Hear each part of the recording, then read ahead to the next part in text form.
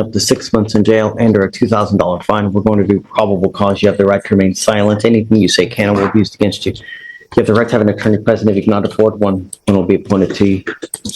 2024, officers were dispatched to 11910 Chapman Drive in Harris County, Texas. Complainant, the mother of the defendant, told the officers that her 11-year-old son, the second complainant, was riding his bike down the street when he passed the defendant. Complainant 2 and the defendant know each other. When they passed, the defendant began insulting the son, and the defendant pulled what appeared to be a tan handgun from his waistband and pointed at the second complainant while making remarks about shooting him. After the second complainant told his family about what happened, they went to look for the defendant and confronted him. The defendant reached into his waistband again, but the complainant's family was able to wrestle the gun away, which turned out to be a BB gun. The officers noted that the BB gun appeared to be very similar to a real gun in appearance. Judge Alexander, are you here with anyone today? Sure. Who are you here with? My mom. Go grab her, please. Go grab your mom. Are you mom? Yes. Come on up. Come on up, Mom. Good morning. Hi. Thank you so much for coming. No problem. Did you hear everything that happened? Some of it, I couldn't hear all of it. Let's hear it again. Okay, do you mind, please? Yes, Your Honor. Thanks. On September 23rd, officers were dispatched to 11910 Chapman Drive in Harris County, Texas.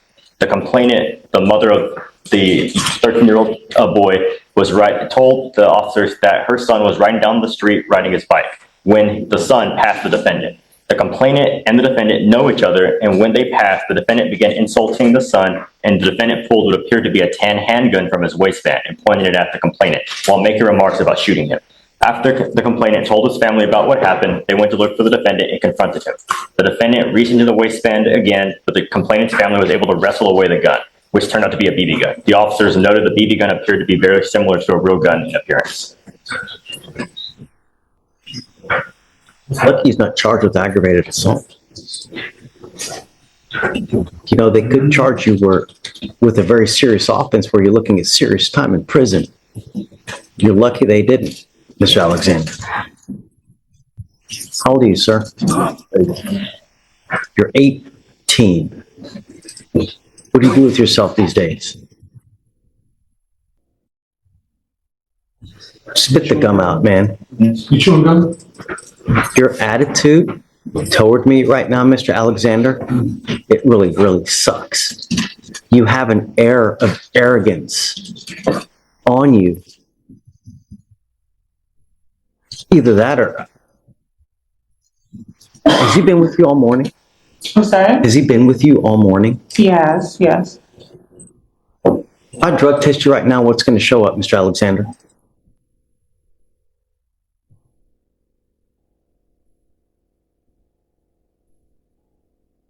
What's going to show up?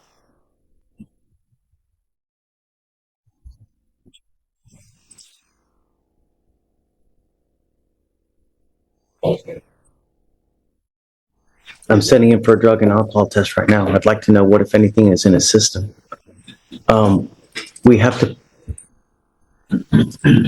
I don't even know what to say, but all I know... I mean, you brought me up here, so do I have permission to speak? Absolutely. Okay, so respectfully, I would submit that these are the alleged charges. There is extenuating circumstances, and the report from the complainant is actually not accurate. That family has actually made verbal and written threats to my son, and we have proof of that. So while I understand that these sound quite egregious, it is not the whole story. I understand.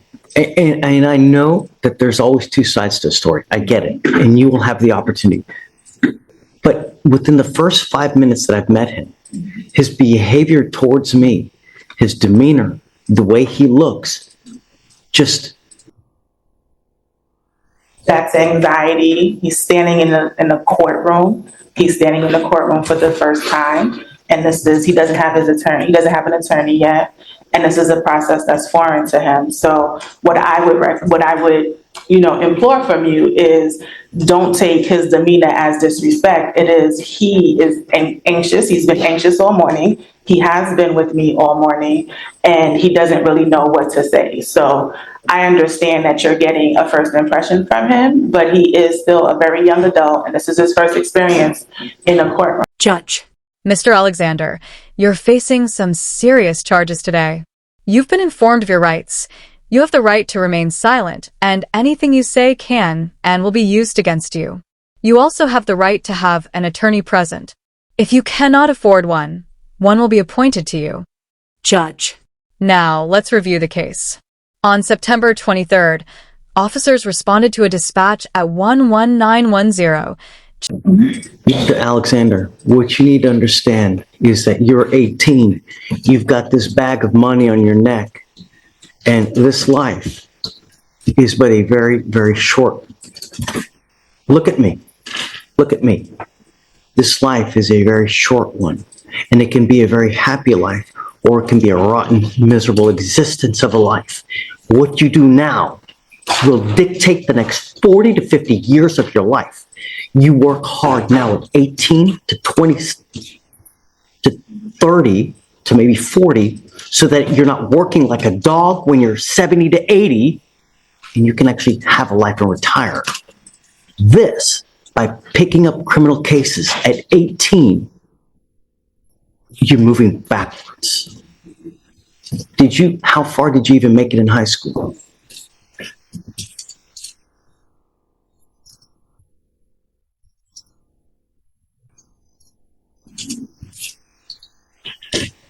He's uncomfortable talking to you, asking me to answer questions. Oh, shit.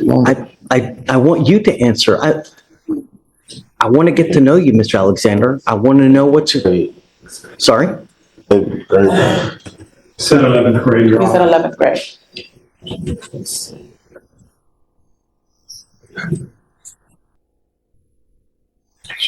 You need an education, Mr. Alexander. If you're going to do anything in this life, you need an education.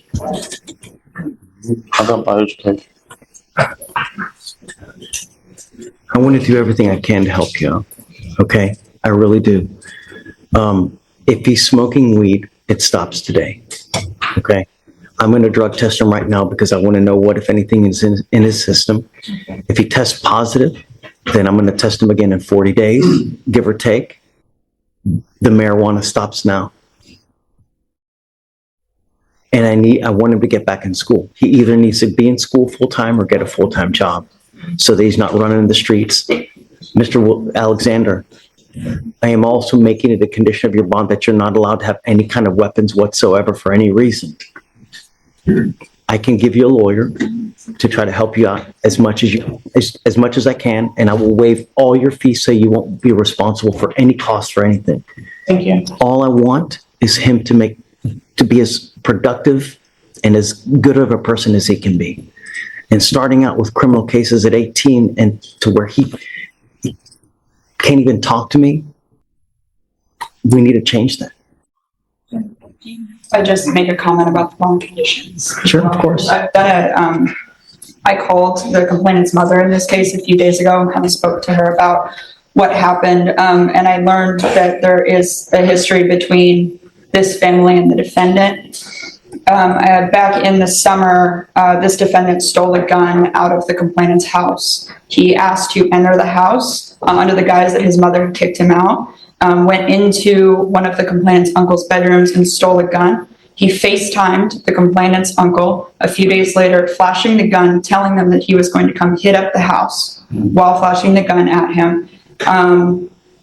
They used to walk to the same bus stop. They used to come out of the same bus stop, the complainant and this defendant. The complainant is terrified of the defendant. We've asked for no contact. We've also asked for GPS monitoring because of that. They don't attend the same school, but they were stopping at the same bus stop. Now the complainant asks that his uncle walks into the school bus every day because he is so scared of the defendant. And as I think is mentioned in the PC statement, the complainant in this case is 13 years old. Was there a police report filed for that incident? There was. I have the incident number. For that one you're referring to about the gun? Yes, where the gun was stolen. What happened? They didn't follow it up. They didn't call the police. They didn't, theft of a firearm is a very serious felony. According to the complainant's mother, they filed a report. She provided me with an incident number. How long ago was this? This was she said July. It was in July. I can attempt to follow up with the responding agency. I'm not sure if it was the sheriff's office or not, but I mean, either way, there is like a history between these two families. And the complainant and his mother are both in fear of the defendant. So, Mr. Alexander, I would again submit that Her son was riding his bike down the street when he passed you. You and the boy know each other, and as he passed, you began insulting him. Then, you pulled what appeared to be a tan handgun from your waistband and pointed it at him, making remarks about shooting him. Judge. When the boy told his family, they went looking for you and confronted you. You reached into your waistband again, but they were able to wrestle the gun away. It turned out to be a BB gun, though it closely resembled a real firearm. Judge. Mr. Alexander, you're lucky you're not facing charges for aggravated assault, which would carry very serious penalties, including prison time. Judge. Now, how old are you, Mr. Alexander? Defendant, Mr. Alexander. I'm 18. we have never been approached. He lives at home with me. In July, we actually were in Panama for his 18th birthday. We weren't even home. There was never a time he was kicked out of my house. Were you out in Panama the entire month? We were out in Panama from July 10th until the beginning of August, yes. Well, So, that's not the entire month. well, most of the month, excuse me. And in addition to that, no one has come to investigate anything at my house. Okay, so Mr. Alexander, I'm issuing a protective order over this child, this other kid. You're not allowed to have contact with this person or go within 200 feet of where they live or where they work. Do you understand, sir? You're not allowed to be in possession of weapons. You're not allowed to have any kind of threatening or harassing behavior with this child. If they call back and they say that you have harassed them, then I will revoke the bond and I'm going to put you in jail. And I'm going to tell you now, I will not give you any more PR bonds. So all I'm asking you to do is stay away. No one is finding you guilty now. We're just asking that you guys separate and don't have any contact. That's it. I am going to put an ankle monitor so I know that you're not going anywhere near their house. But like I said, I'll cover the cost of anything, so it won't cost you guys anything. You must charge this thing on a daily basis, Mr. Alexander. If you don't charge it, the battery goes dead, then we will file a motion to revoke.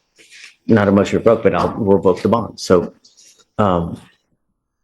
as it stands now, what we'll do is I will send you now for a drug test. We're going to have you come back. I want to know what, if anything, is in it. And then I will provide you between now and then a lawyer, and we'll go from there. Do you have any other questions, man? That family is in possession of my bicycle, not his, it's mine. They actually stole that from him. You know, I would like my bike back. There's proper channels to do it. I don't know how, but as it stands now, he can't go over there, can't have any contact with them That's fine. whatsoever. You know, and I would venture to guess that if you go over there as well, it's probably going to be even more bad blood. So No, I don't have any. perhaps you can find someone else, like another intermediary, that can go over there and try to get a bike back. But at this point, just don't have any contact with them. And when you come back, then we'll have you speak to someone. Okay? All right. I'm going to have you sign a Go ahead. Want to do it today? Correct. Yes. Mr. Alexander, I want you to either get a job or get into school full time. But when you have too much time on your hands, you become self-destructive. Your brain craves activity. It needs activity. And when you don't challenge yourself with either school or a job or anything, then bad things are they're just gonna come and happen. You have to occupy your life. You have to do something. Where we're headed now, you're going the opposite way of how you should be doing things. This is not a good way to start at 18.